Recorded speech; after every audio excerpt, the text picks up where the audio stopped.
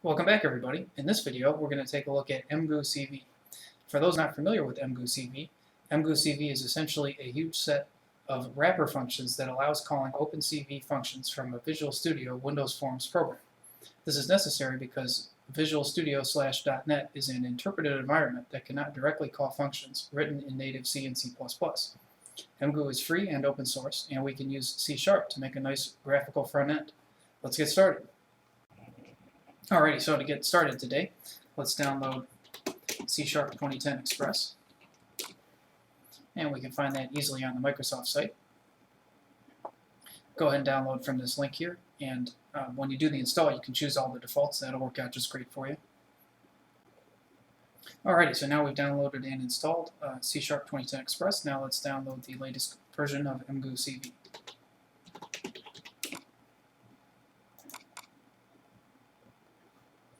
And we can go on the main Emgu page here, download an installation,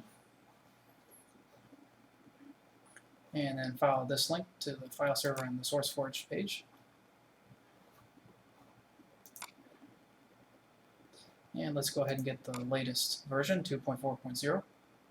And even though we'll be using a 64-bit computer today, the 32-bit version still seems to work great, and it's a little bit more stable and tested than the 64-bit version. So let's stick with this download here, libemgu CV Windows x86 2.4.0.1717 exe. And go ahead and download that and save it. And once you've saved it, go ahead and run it and choose all the default options to complete the install. So before we go any further, now that we've installed C# 2010 Express and Emgu CV 2.4.0, I should probably bring something to your attention here. If we go back to the Emgu page,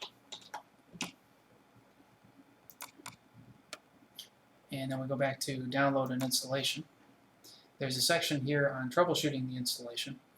Specifically, if you get a certain error, the type initializer for emgu.cv.invoke threw an exception.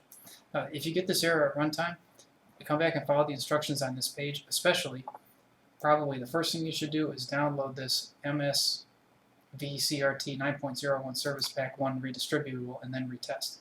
And what this is it's a redistributable portion of Microsoft Visual C++ 2008. It's not the entire Microsoft Visual C++ 2008 download at all. It's a very small download. This is directly from the Microsoft site, so it's perfectly safe. And the reason for this is that some parts of Emgu CV were written and compiled in Microsoft Visual C++ 2008 and therefore require this, even if you're using 2010 now. Alrighty, so now our downloads and installs are done, and now we're going to add to our path variable. So if you stuck to the default installation directory, your install is going to be on the C drive and then Emgu Windows x86 2.4.0.1717. And then what we're going to add to the path variable is going to be bin and then x86. So we can simply click up here, Control C to copy that. And then if you're using Windows 7, start Control Panel, System, Advanced System Settings, Environment Variables, and in the System Variables section, so it applies to all users, go to Path, and then Edit. Scroll to the end, add a semicolon, and then Control V to paste the directory that we just copied a moment ago. And OK, OK, and OK. And it would be a good idea after all those installs and modifying the path variable to go ahead and reboot. Alrighty, so now we modified our path variable and rebooted, and we're ready to start Visual C#. So we're going to go to File. Before we get started here, I should probably mention under Tools and Settings, make sure you have Expert Settings chosen, otherwise it's going to hide a lot of the menu features from you that you're going to need to access. So we're going to go to File, New Project, and Windows Forms Application, and let's call it CS for C#, Tracker 6, sounds good, and then OK. One other thing I should mention before we get too much further is it's a good idea to go to Tools and then Options. And by default, Show All Settings. This is unchecked and it hides a lot of the settings from you that way. It's a good idea to check this so they all appear. For example, the Windows Forms Designer choice does not appear with this not checked, and that has a lot of handy features to it. For example, the layout settings, you can choose to enable the grid and snap to grid feature, and having the grid on your form makes it easier to place components. Alrighty, now there's 3 steps that we're going to do to configure both our C# program and the C# environment for our Emgu install. And the first one is we're going to go to Project and then Add Reference. I should mention that this project menu is context sensitive. In other words, the options you have chosen on the Solution Explorer here on the left, for example, if you have the solution versus one of the parts of the solution chosen, the full project menu might not appear, so you definitely want to choose your project. And then go to Project and Add Reference. And then when the window comes up here, we're going to go to Browse, and then we're going to navigate back to our Emgu install again.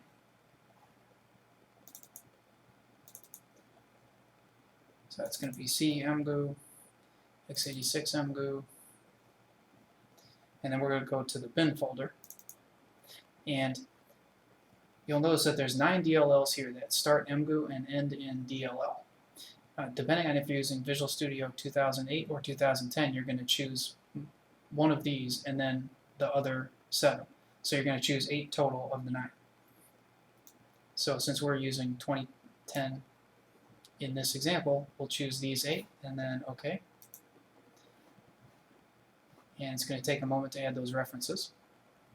Now that we've added the references, you can see they appear under References here on the left, and the next thing we're going to do is add some existing items. So now we're going to go back to Project,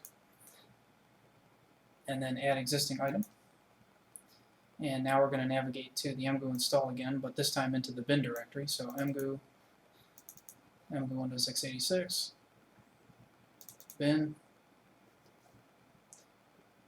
and x86, there we go. And so now we're going to, you see at the moment nothing appears here, that's okay. Go down to the bottom right here and choose to show executable files. Now we get all the files that are in this directory. And what we're going to do is we're going to choose all the files that start OpenCV underscore and end in DLL. So from here down to here, all those.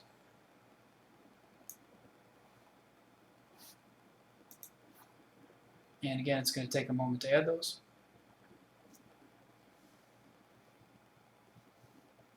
And the next thing that we're going to do is we're going to highlight those 17 existing items that we just added, and then we're going to go to Properties, and we're going to change under Copy to Output Directory, we're going to change that to Copy Always.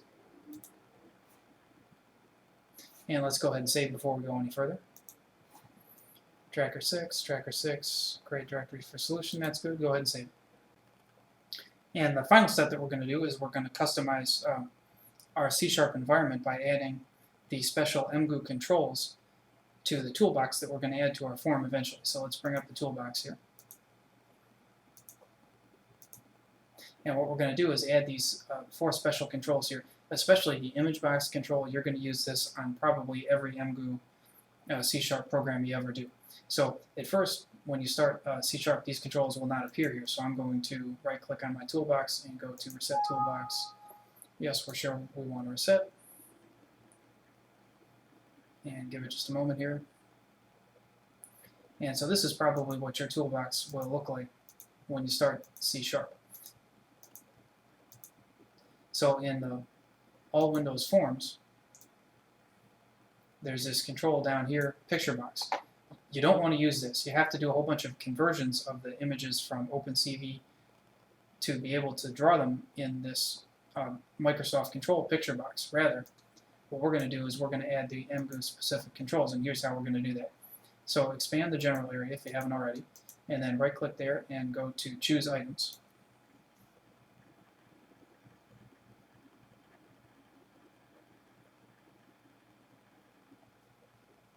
And when it comes up, we're going to go to Browse in a moment, but first let's take a look at our list of controls here. And we're going to see if we look for image box, image button, image list, no image box though. So we're going to go to Browse, and then we're going to browse back to our Emgu install again.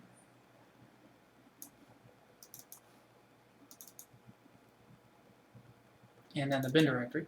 And what we're going to do is we're going to double click on this file here, emgu.cv.ui .dll. And now if we look for image box, sure enough it's there. Usually it checks it by default. If it doesn't, make sure you check by image box and then press OK. And there's our 4 fancy controls, and we're going to move image box to the top here, and then the general section to the very top, since those are very commonly going to be used. And let's re-expand all the Windows forms, and now our toolbox is all set. Alrighty, so now we're ready to start placing components on our form. So we're going to use 2 image boxes, and we're going to try to be as consistent as possible with the previous tutorials.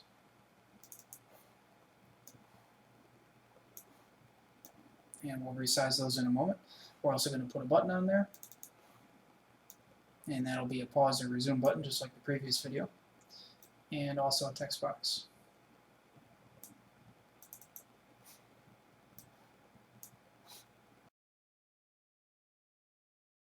Alright, so let's bring the properties window back up, and let's go ahead and name our controls first. So to be, we'll abbreviate image box IB, and to be consistent with the previous tutorials, we'll call the first one IB original, and we'll call the second image box IB processed, and we'll call the button BTN pause or resume, and we'll call the text box TXT XY radius. Let's go ahead and set some properties here for the 2 image boxes. We have to set the sizes individually. We'll set those to 640 by 480.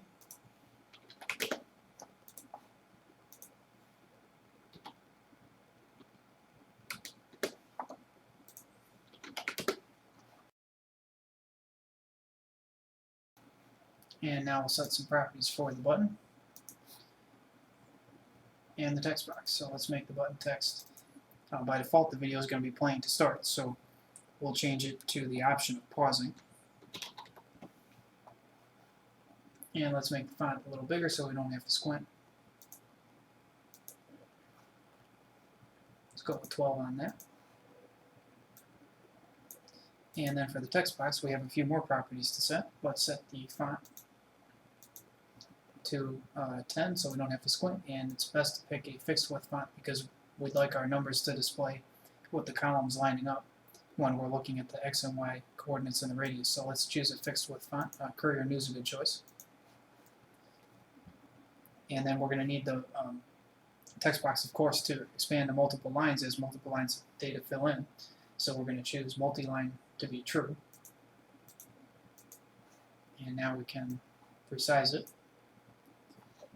And read-only we're also going to set to true, since this will be ideal. It'll allow it's going to gray it out, and it's going to let the user highlight text that's in here if the user wanted to copy and paste it into something else to save it for later, but at the same time the user won't be able to edit the contents.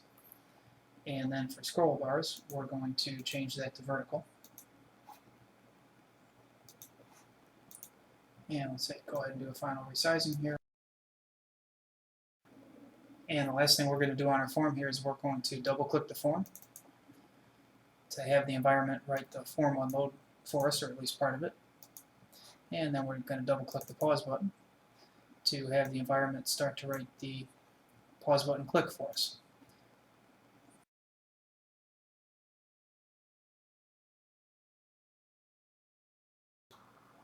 Alright, now we're ready to start coding. So we're going to start with our using statements. So we're going to be using Emgu CV.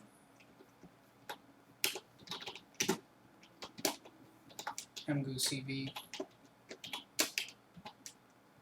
CV enum.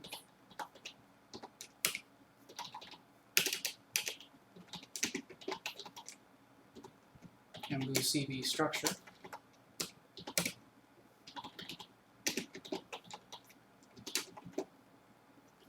And Emgu CV user interface.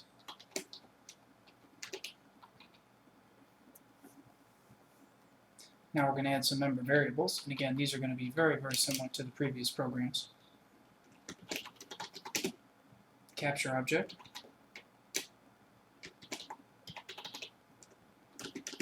and we'll initialize that to null. And we're going to have a Boolean variable. This is going to be a little different than the previous programs. We're going to call this capturing in process. We'll initialize that to false. And that might not be especially clear at the moment, but we'll get to that shortly. Now we're going to have our two image variables. If you're new to C#, the syntax to these might look a little strange at first, but you'll get used to it with some practice. So we're going to say image and then bracket BGR. So within Emgu CV, we still stick to the BGR color order rather than RGB, just as with OpenCV. And byte, of course, specifies an 8-bit color depth for each of the blue, green, and red portions of each pixel. And we'll call that image original.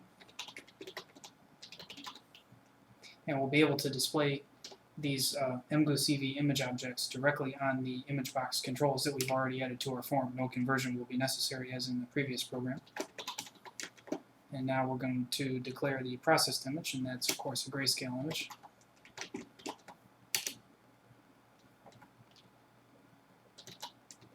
Also 8-bit depth.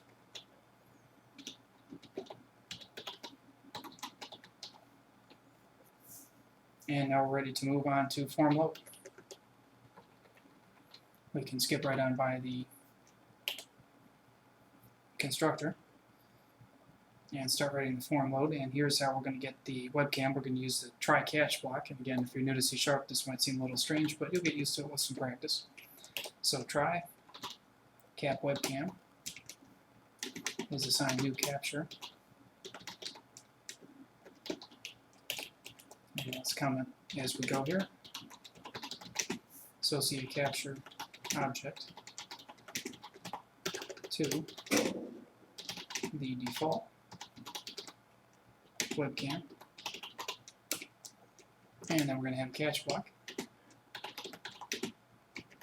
And for that, we have to make the parameter a no reference exception. And we'll simply call that accept. Catch error if unsuccessful.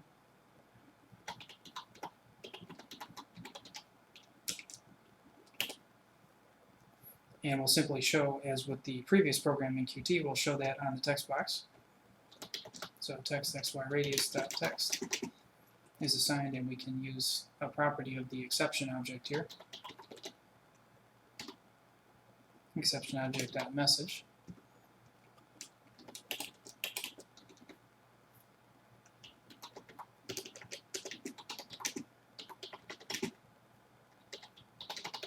Show error object message in text box.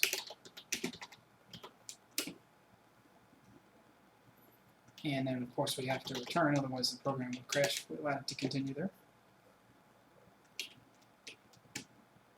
So if we get this far, then we know we have a good capture object.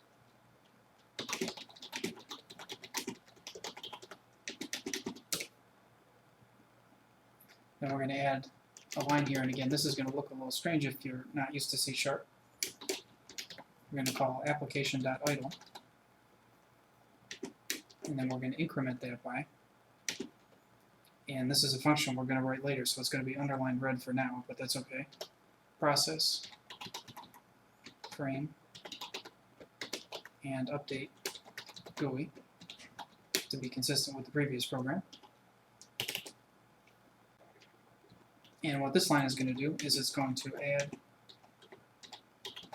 the process image function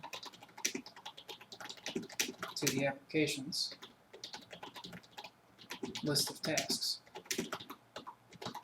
So let me explain that a little bit. So the application.idle property here, what happens is the application has a list of sort of errands it has to run. Resize the form, if the user chose to resize the form, handle button press events, all that sort of thing, and then it has to bounce control back and forth to the operating system. So when the application has control of the processor, it shoots down its list of errands and then gives control back to the operating system and back. So what we're doing here with this application.idle and then increment is we're adding our function here that we're going to write a little bit later, process frame and update GUI. We're adding that to the application's list of errands. And then when we want to remove that from the list of errands, we're simply going to use the minus equals operator instead of plus equals operator to remove it. We'll see that later on when we get to the pause button. So in the previous project, we used the timer control. That would be one option here. And another option would be we could use multi-threading. But this one statement essentially achieves really what we need to. The application is going to give as much time as possible to processing the frame and updating the front end. And then it'll also be able to work in its other tasks and then bounce control back and forth to the operating system as need be. So this really is an ideal way to handle it, both in terms of the time sharing and also in terms of how easy it makes it for us to write the program. And one more thing we have to do in conjunction with that is we're going to update our member flag variable or state variable, call it what you prefer. Since capturing is now in process, we're going to change that to true.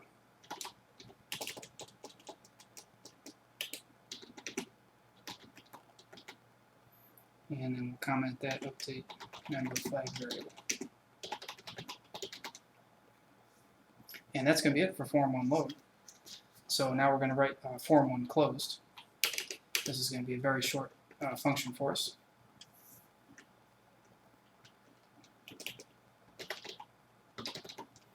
So private void form 1 underscore form closed. And we have to pick certain parameters here for this function because it's in conjunction with the C# environment. So we're going to, even though we're not actually going to use these parameters in the function, that's okay. We're going to have object sender, and then form closed event args, and we'll simply call that E. Again, we're not going to use it, so it really doesn't matter. And we're going to say if cap webcam is not null,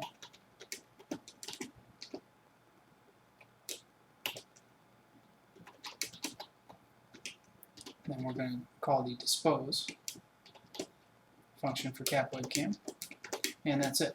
Honestly, this function might not even be necessary. I think the operating system would probably handle that for us anyway, but it certainly doesn't hurt to put it in. And now we can move on to the longest function in the program, process frame and update GUI.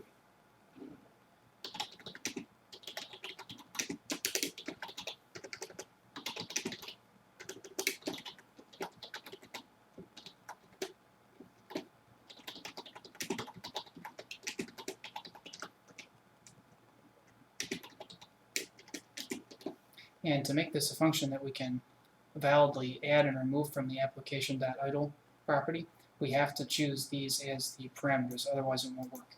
The compiler would flag it, but that's okay. We can simply put those objects in there and not use them. Alrighty, so now we're ready to start our function. This is going to look very similar to the previous programs. There will be some syntax differences since we're now using Emgu CV, but the logic at least will flow the same. So we're going to have image original is going to be assigned cap webcam to get things started here. And query frame is the function that's going to get the next frame.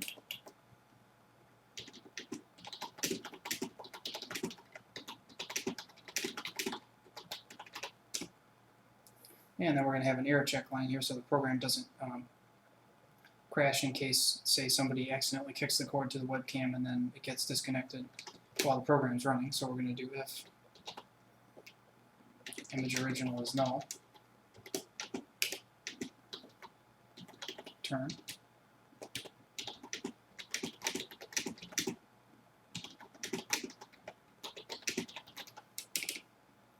and now our error handling is done and we're ready to start processing the images.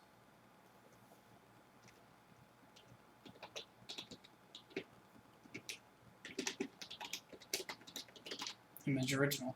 So with this Emgu syntax, this is really nice. We don't even have to declare or initiate image process. We can simply return the result of image original dot in range, and that will go into image processed. And in range, since we don't have to pass in, you recall in the original program, in range took 4 parameters. We had to pass in the original image and the processed image as the first and last parameters, and the min and max filter values were the 2 in the middle. Here, since we're calling the function from the original image and we're returning the processed image, we're only going to need 2 parameters to pass into the function, and those are going to be new, and we can declare a new BGR object, and we'll search for the same red ball as in the previous video, so this is going to be 00175, and that's going to be the minimum filter value.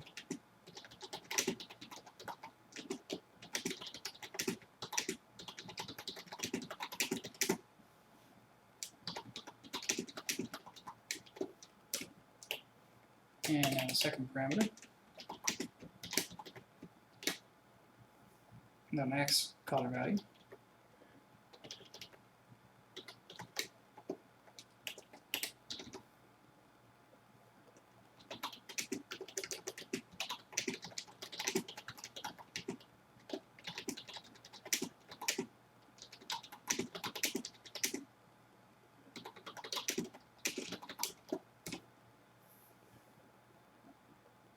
And now we're going to call the smooth Gaussian function.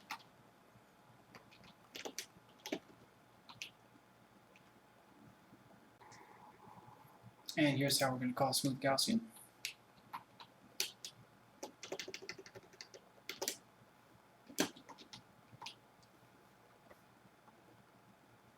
Once again, smooth Gaussian is going to return something just like in range did, so we can simply say image processed is assigned image processed dot smooth Gaussian. Whoops, don't want an underscore at the front of that. And if we pass in only one number here, it's the smooth Gaussian function is going to take that as both the x and y size of the filter window.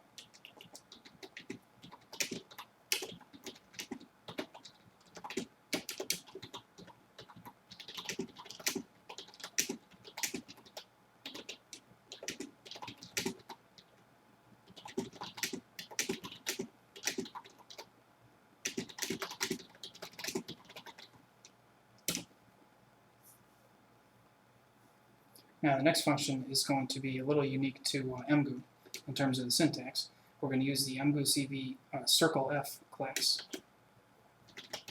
to store our circles in this program.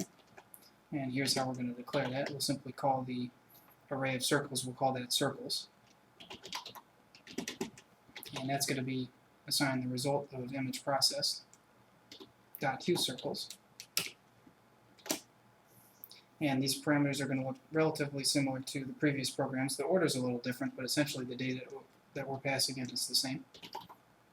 So the first param will be new grade 100, and that's the canny threshold.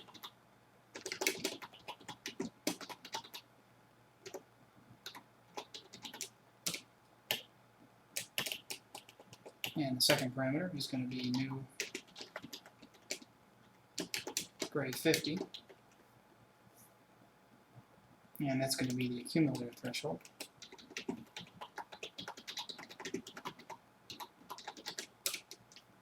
And the third parameter is going to be the accumulator resolution. Actually, the size of the image divided by this parameter is going to be the accumulator resolution. So we're going to use 2 for this parameter.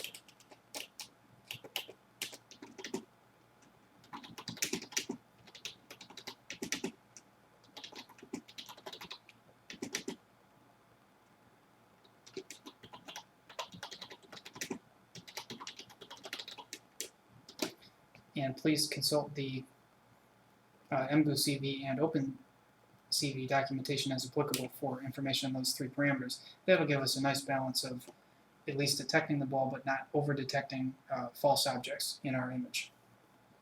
And the 4th, 5th, and 6th parameters will be a little bit more straightforward here. So the 4th parameter is going to be image processed dot height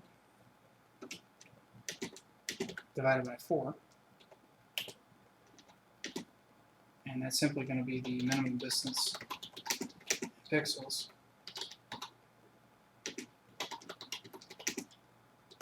between the centers of the detected circles.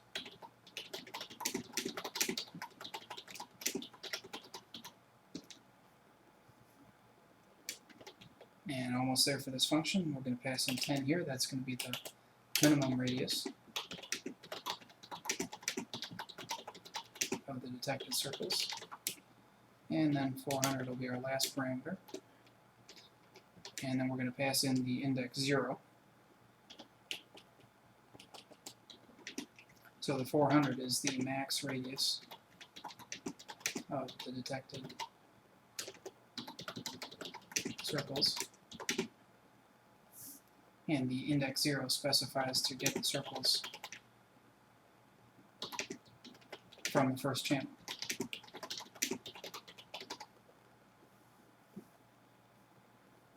And now we're ready to begin a for each loop.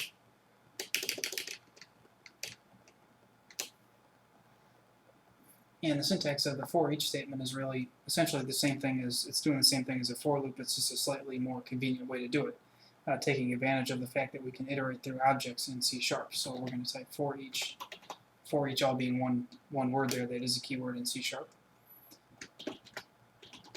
Circle F, circle and circles. So as we step through the circles object, which is of type circle F declared up here, within the for loop, we can refer to each circle as we're iterating through it with this variable here, circle.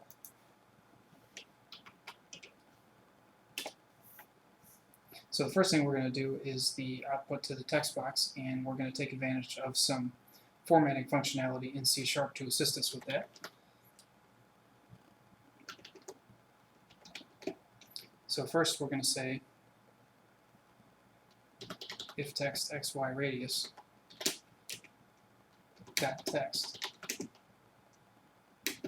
is not equal to a blank line, then we're going to add a new line.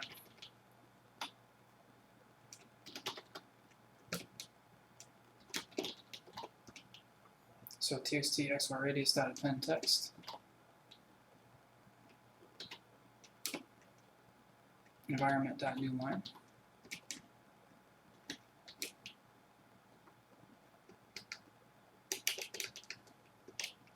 And let's explain the logic here a little bit. The idea is if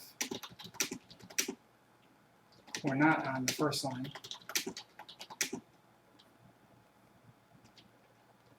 in the text box, insert a new line character. So the idea here is the very first time a circle is detected, and then we're going to display the result. When we come in, the text box is going to be blank. So that first time through, this if statement is not going to execute, and we're not going to insert a new line character. Every time after that, when we get to this point, there'll be something in the text box already. So this statement here will evaluate to true, because in other words, it won't be empty. So then we're going to add a new line, and that's going to kick us down to the next line in the text box, so that way we're not writing on the same line over and over. That's really just a minor formatting detail. Now we're actually going to, in our next statement here, we're going to add the x, y, and radius positions to the text box. Here's how we're going to do that. Txt xy radius, and it's going to be assigned append text, call position, x equals, and again this formatting is going to look a little similar to the previous video. The functions are slightly different in Qt versus in C# to achieve formatting in a text box, but it's really the same idea. So we're going to have circle.center .x .toString .pad left, and then we're going to pad it at 4 characters. So what that's going to do is, for example, let's say the pixel location, the x pixel location of the center of the circle is at pixel 5. We'd like it to pass into the box, the text box, 3 blank spaces, and then the number 5. If it's 500, we'd like 1 blank space leading, and then 500. And this line is going to achieve that for us.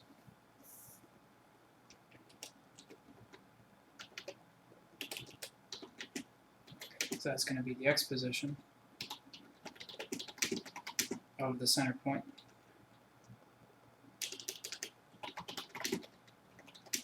Of the circle.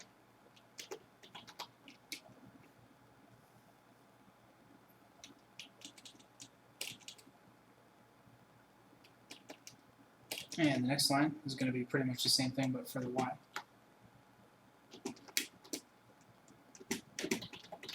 Circle dot center dot y dot toString add left 4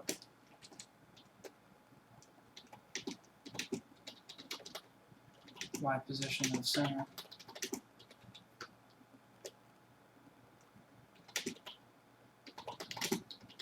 point of circle.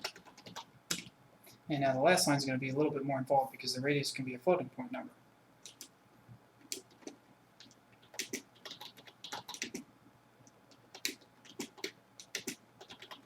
It's going to start out the same, circle dot radius dot toString.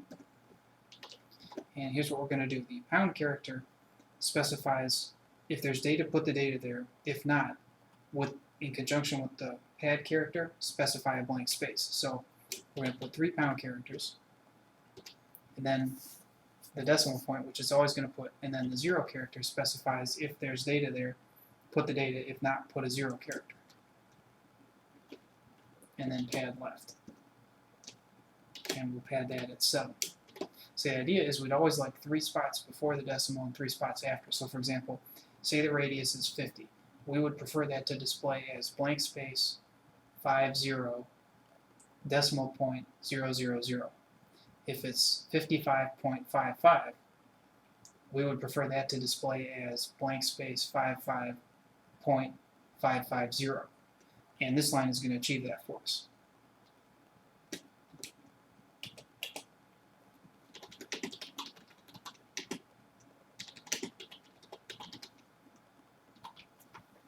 And let's neaten up our spacing a little bit here.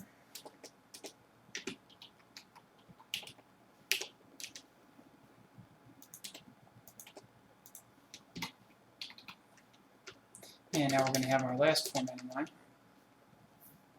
in which we're simply going to drop the caret down to the very bottom of the, we're going to drop the scroll bar rather down to where the caret is currently located, which is going to be the line we just wrote, which is going to be the bottom of the text box. So that way we're always going to see the bottom of the text box, otherwise the scroll bar would stay at the top and the data is being written in wouldn't be scrolled down to. So that'll simply be text XY radius, scroll to caret.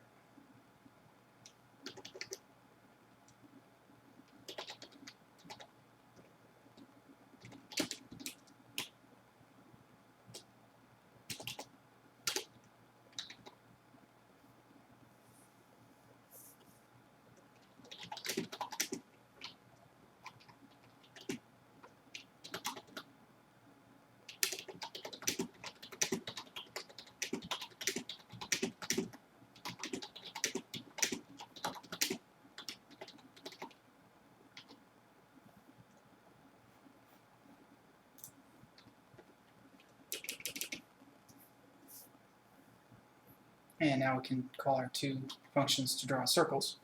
The first of these is going to be a little bit tricky, but in a sense it's good that there isn't a function that directly does it in Emgu CV using the OpenCV2 functions, because that's going to give us a chance here to look at how to call one of the OpenCV1 functions from within Emgu. Even though it's not very often done, it's nice to know how to do it if you need to. So, same as in the previous programs, we're first going to draw a small green circle at the center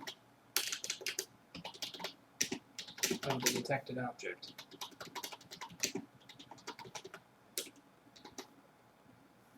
Okay, so to do this,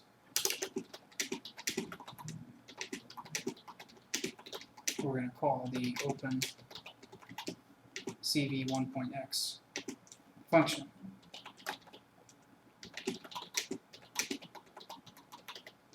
Okay, this is necessary because we're drawing a circle of radius 3.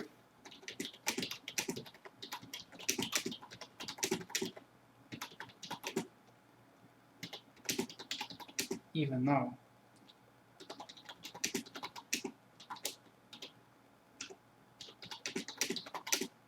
the size of the detected circle is going to be much bigger.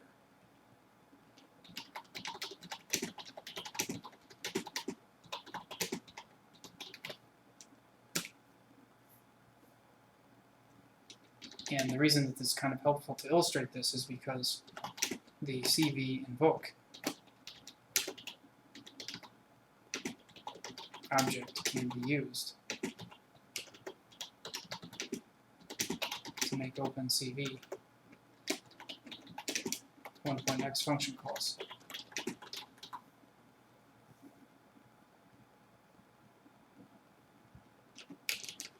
So here's how this statement's going to look.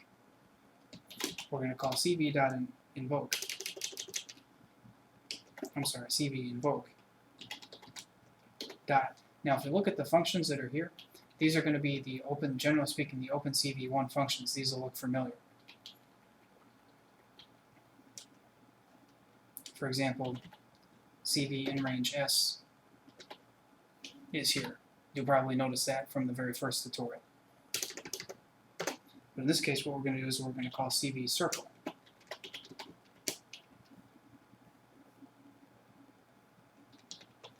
So first we're going to pass in image original.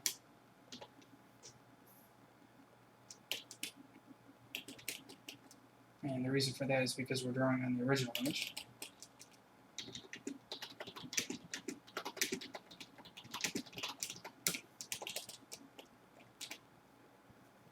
And then the second parameter is going to be the center point of the circle. And we can declare a new point object. And we have to cast these floats to ints.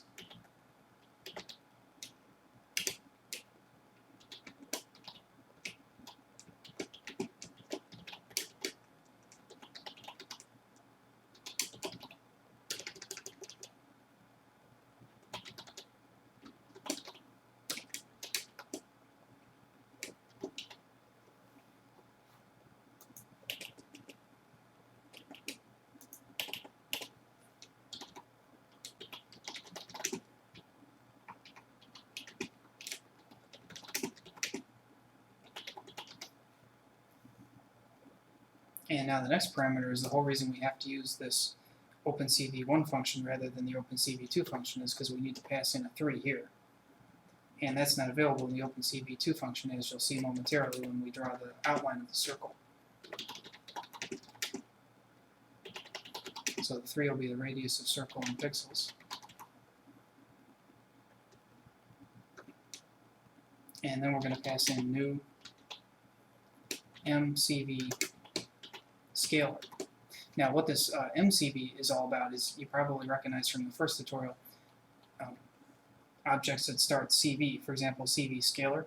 MCV is managed, meaning within the .NET environment, managed CV scalar. So there's all these other managed equivalents to the OpenCV1 objects here that you can also use as need be for future projects. So managed CV scalar 02550, because we're going to be drawing in green.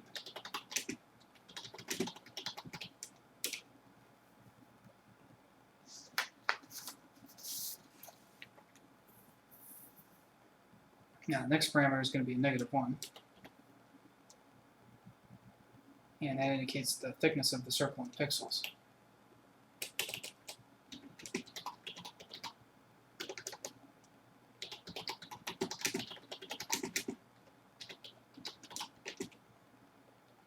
And -1 indicates to fill the circle.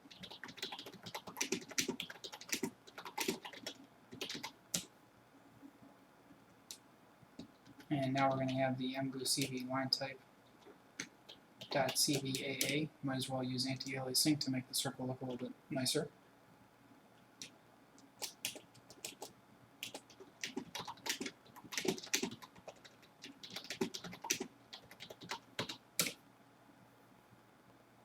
And then the last parameter is the shift, but we're not going to have a shift, so that'll simply be 0.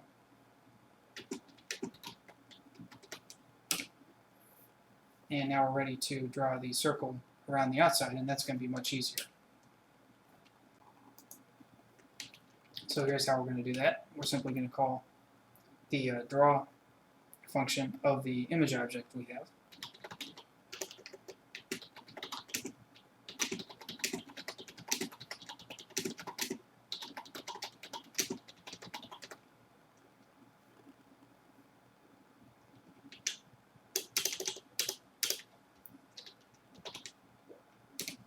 So we can say image original.draw. And then we only need to pass in the circle variable in the array of circles that we're iterating through.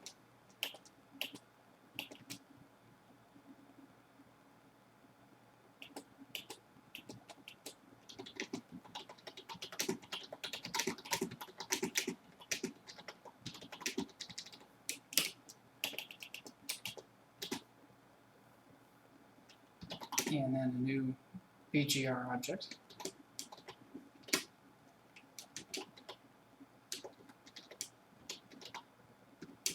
And we'll make that pure red.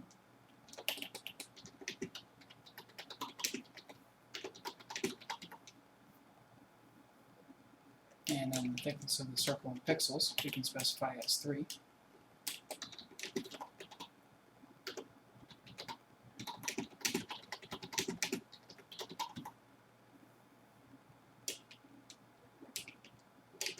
And that's going to end the for each loop.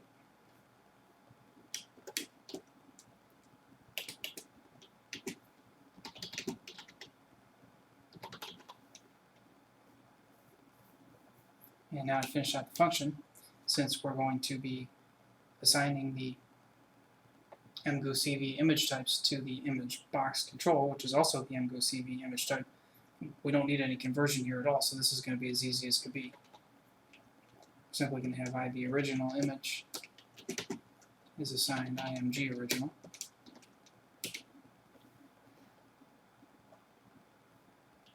And then we're going to have ID processed dot image is assigned IMG processed. And that's going to complete our process frame and update GUI function. And now we only have one function left in the program to write: button, pause, or resume click event, and this is going to be a relatively short function.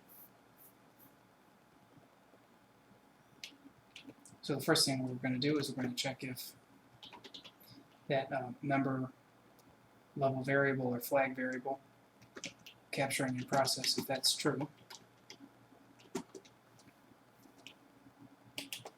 So in other words, if we're currently processing an image,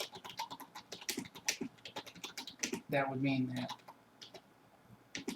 the user just chose pause.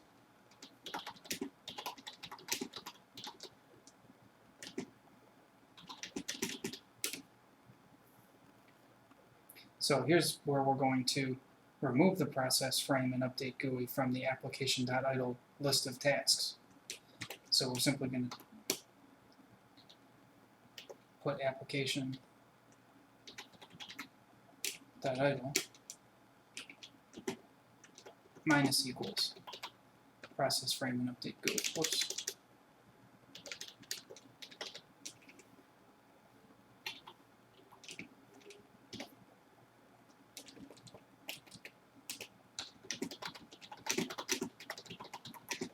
So we're going to remove the process image function from the applications list of tasks. Now we have to update our flag variable. We're no longer capturing in process.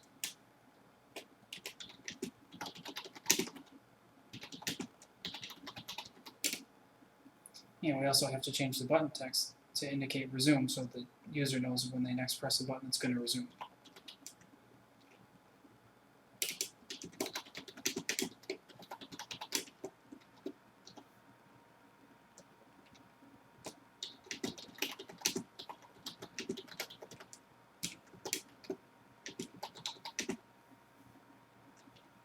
And now we can say else. So, in other words, else if we are not currently processing an image,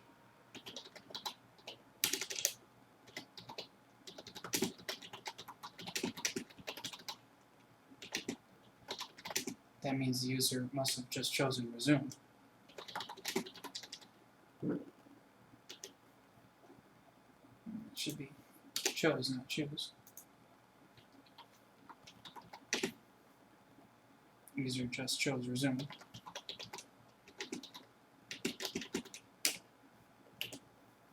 So now we're going to add process frame and update GUI back to application.idle.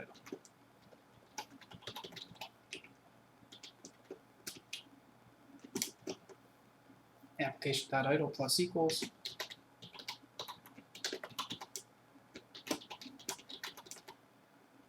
process frame and update GUI. And again, that's this line here is of course identical to back in the form 1 load event up here where we added it to begin with.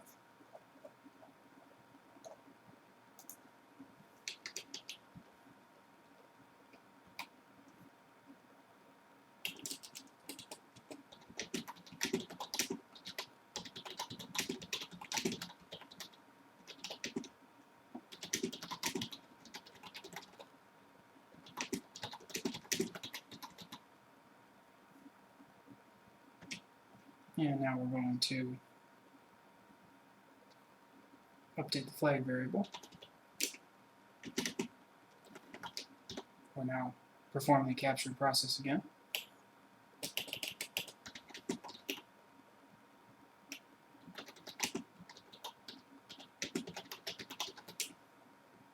And update the button text as well.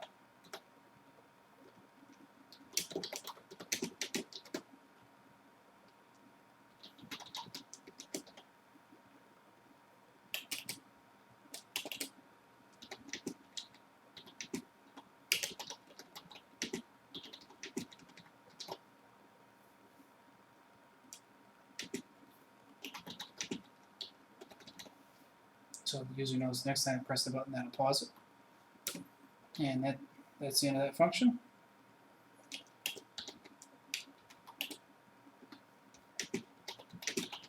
And that ends our class.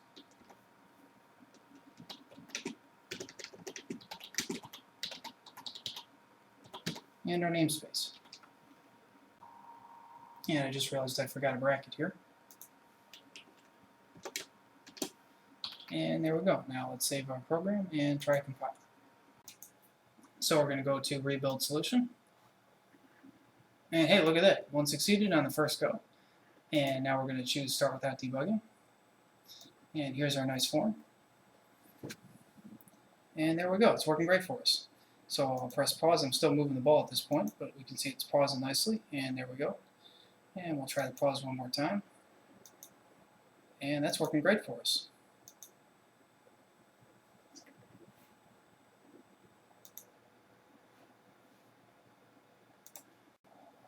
Congratulations! You now know how to configure C# for use with OpenCV, and also how to write a basic object recognition and tracking program with a graphical .NET frontend and making Emgu CV function calls. This video concludes the OpenCV install, configure, and basic object recognition and tracking program video tutorial series. For upcoming videos, I'm not really 100% sure yet, to be honest.